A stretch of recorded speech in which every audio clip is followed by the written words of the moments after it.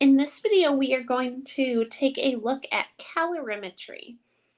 So basically, calorimetry comes from the fact that we used to do heat calculations in calories instead of joules. So basically, we are just going to measure the temperature change and from there figure out the amount of heat that has been transferred. There are two types. The type that we often use in lab is a constant pressure calorimeter, which is just when we use our styrofoam cup. It's constant pressure because as we collect our data throughout the lab period, the pressure stays constant. There is a fancier type that is a constant volume or bomb calorimeter, and that one would be used with gases and some other reactions and would measure the temperature change within the chamber. Now we know that different substances heat up with more or less energy. For example, asphalt driveway is going to heat up quicker than the grass will. So different things have different heat capacities. We have some different heat capacities. The molar heat capacity, which would be per mole. The one that we use most frequently, the specific heat capacity, which is the amount of energy needed to raise the temperature of 1 gram by 1 degree Celsius. We have molar heat and specific heat. So we often use this Q equals MC delta T calculation where we do the mass of our sample times the specific heat capacity times the change in temperature. From the question, we can figure out if heat's being absorbed or released. Now, as we saw in the previous slide, there's specific heat or molar heat, and depending on what constant we are given, we might have to use a different formula. So we don't memorize our different formulas. We just use dimensional analysis, pay attention to our units based upon the constant that we are given. We solve for joules or kilojoules. So in these next couple of examples, we will have our constant, our specific heat or our molar heat given to us in various units. So you'll see what I mean by paying attention to the units and figuring out from there what formula we need to use. If you want to use Q equals MC delta T as a guide, you can, but realize that sometimes you'll have to use moles instead of grams. All right, so we are given specific heat of graphite to be 0.71 joules per gram degree Celsius. So what that means is it takes 0.71 joules to heat up 1 gram of graphite and raise the temperature by 1 degree Celsius. We have a 75 kilogram sample and we are changing the temperature from 294 Kelvin to 348 Kelvin. So we know that we are looking for energy. So we know we want our unit to be joules. So I like to start with my constant. So my constant is 0.71 joules per gram degree Celsius. So in order to cancel out grams, I would need to multiply by grams. I have 75 kilograms, so that would be 75,000 grams.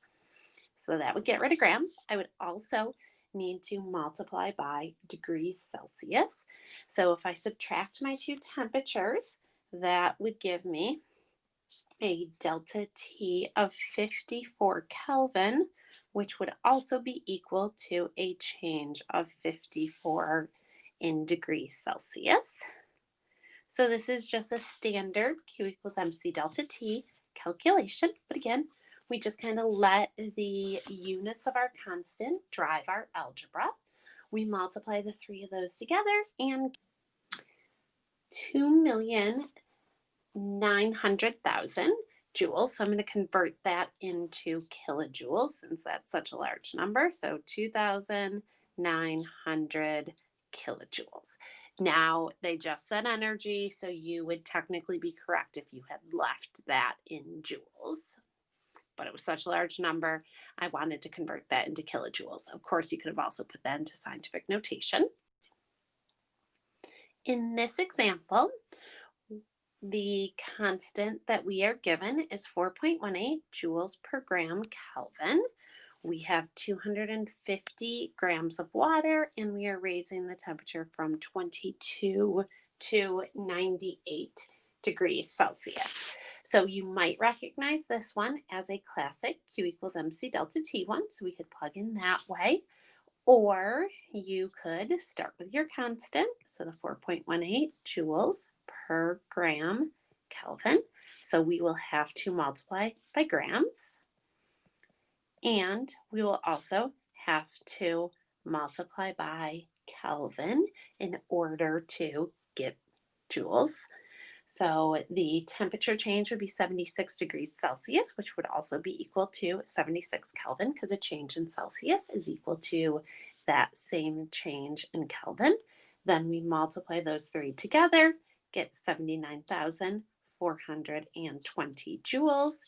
And if we want to put that into kilojoules, we'll do 79.4 kilojoules. Let's see those significant figures. We would want 79 kilojoules because we only want two significant figures.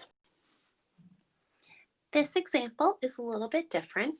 So we're going to start with the specific heat of water and calculate the molar heat capacity of water in kilojoules per mole.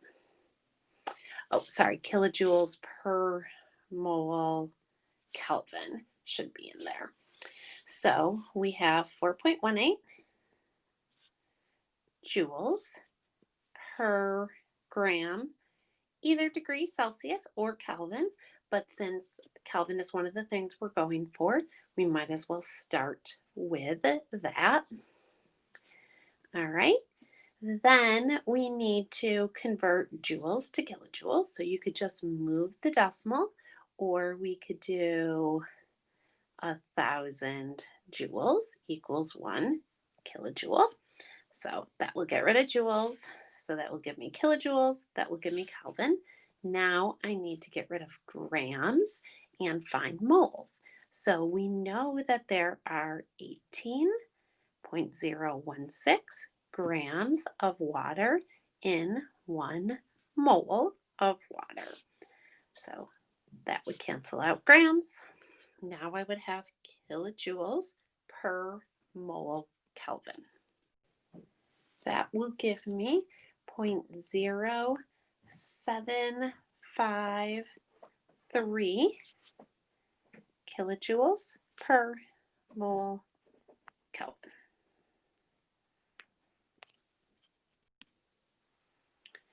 All right, in our next example, we have 125 grams of ethanol. We are cooling that ethanol from 70 degrees Celsius to 45 degrees Celsius. And they give us the molar heat capacity of ethanol as 112 joules per mole Kelvin. So this is going to be similar to a Q equals MC delta T calculation, but we are going to need moles.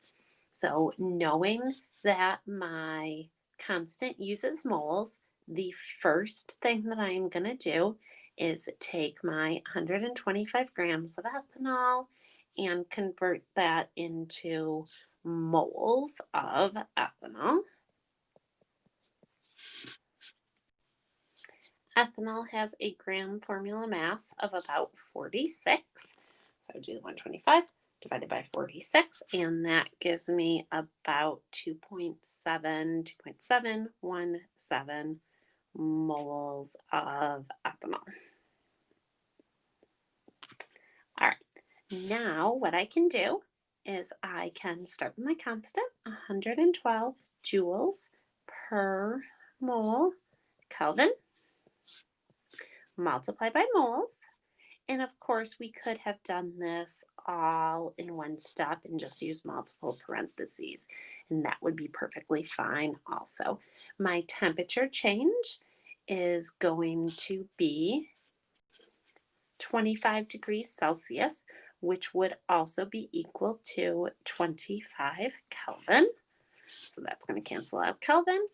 And then I will just multiply those three together, and that will give me the number of joules of heat transferred.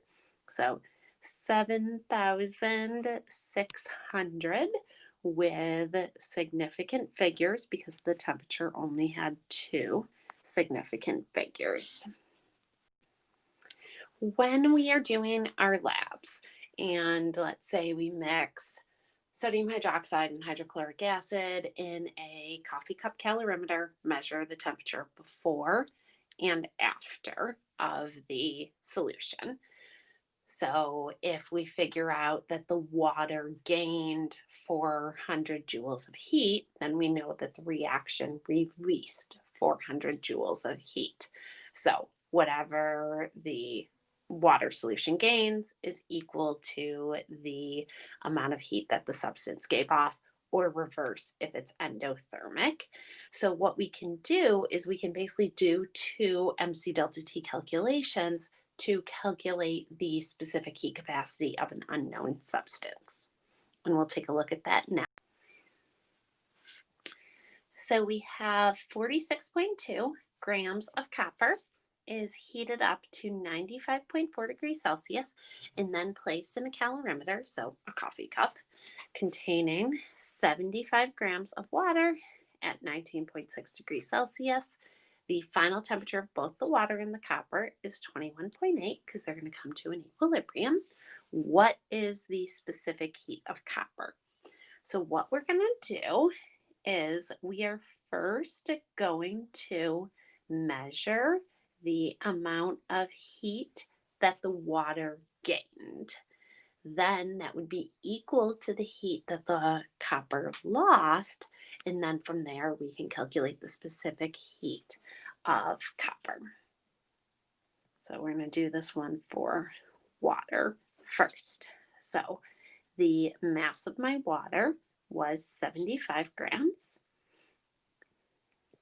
We know the specific heat of water is 4.18 joules per gram degree Celsius, and they would actually give that to you in the problem. And the temperature change of the water is just 2.2 degrees Celsius. We multiply those together, and that gives us 689.7 joules. So that's equal to the heat that the water gained.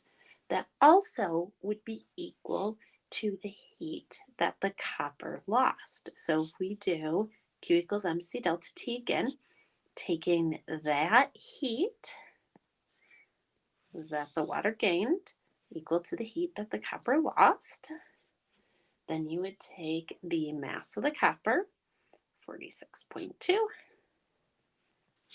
We're going to look for the specific heat of the copper, and the temperature change of the copper is 73.6 degrees Celsius. So then we do our math and get about 0.2